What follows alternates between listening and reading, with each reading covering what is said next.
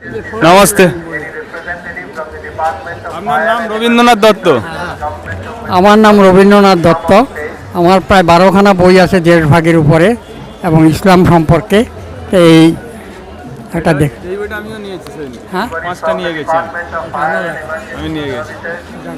তারপর দেখা যাক না। Not present, then I'll go ahead with the Department of Transport. নিঃশব্দ সন্ত্রাস, এই আরেকটা বই আমার নিঃশব্দ সন্ত্রাস। Have somebody from তার হেডিংটা দেখুন, দেখলে বুঝতে পারবেন, অসাধারণ বই।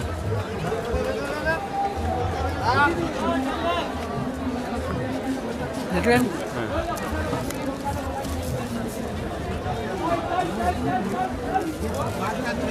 ধর্ষিতার জবানবন্দি।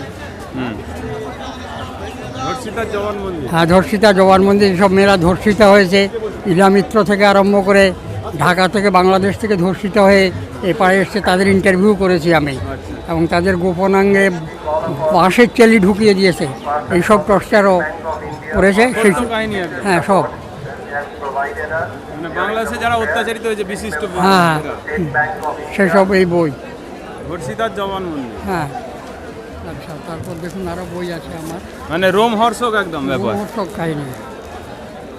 তারপর আছে State Bank of India. Anybody from the ICICI দ্বিখণ্ডিত মাতা ধর্ষিতা ভগিনী, এবং কত মেয়ে ধর্ষিত হয়েছে এবং দিল্লির কারেলবাগে গর্ভপাত ঘটিয়েছিল মেয়েদেরকে।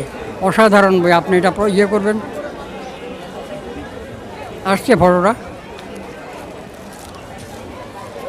বর্তমান সময়ে সত্য বলাও একটা অপরাধ এবং ওনার এই কার্যক্রমের জন্য হয়তো ওনাকে বিপদে পড়তে হবে, তাই জন্য ওনার ছবিকে ঘোলাটে করা হয়েছে। আশা করি আপনারা বুঝতে পারছেন এবং আপনাদের অনুরোধ করব ভিডিওটি অবশ্যই শেয়ার করে সমাজকে সচেতন করবেন। আচ্ছা, আপনি যে এই বইগুলো লিখেছেন তার জন্য আপনাকে সমস্যায় পড়তে হচ্ছে এইসব, মানে ইসলাম নিয়ে এইসব? তাতে আমি ভয় পাই না। হ্যাঁ, আমাকে ফোনে গালিগালাজ করে, নিরুৎসাহিত করে।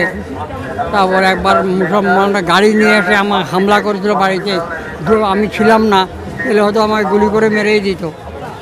মানে সত্যকে তুলে ধরার জন্য আপনার উপর অত্যাচার হচ্ছে, তাই তো? অত্যাচার কী করবে, মানে এসেছিল বাড়িতে, আমি ছিলাম না, তারপর তাদের গাড়ি নিয়ে কিন্তু আপনার মনের জোর আছে, মানে যতদিন আছেন লড়ে যাচ্ছেন, হ্যাঁ, যতদিন আছেন মানে লড়াই করছেন, এটাই। হ্যাঁ। এবং আমি আপনার এই নোয়াখালীর দাঙ্গায় স্বেচ্ছাসেবকের কাজ করেছি, বহু তথ্য আছে আমার কাছে, ফটোগ্রাফি। তারপর ঢাকার দাঙ্গা দেখেছি 1950-তে।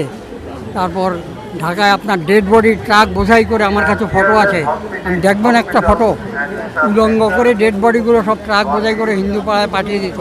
তার মধ্যে মহিলাদের উলঙ্গ ডেড বডি ছিল, বাচ্চাদের মাথা উড়িয়ে দিয়েছে লাইট পোস্ট দিয়ে, সেই সব বাচ্চাদেরকে পুড়িয়েছি। আমার পা মানুষের রক্তে ডুবে গেছে, ট্রাকের নিচে ত্রিপাল পেতে দিত যাতে রাস্তায় রক্ত না পড়ে, সেই ডেড বডি আমি পুড়িয়েছি। এই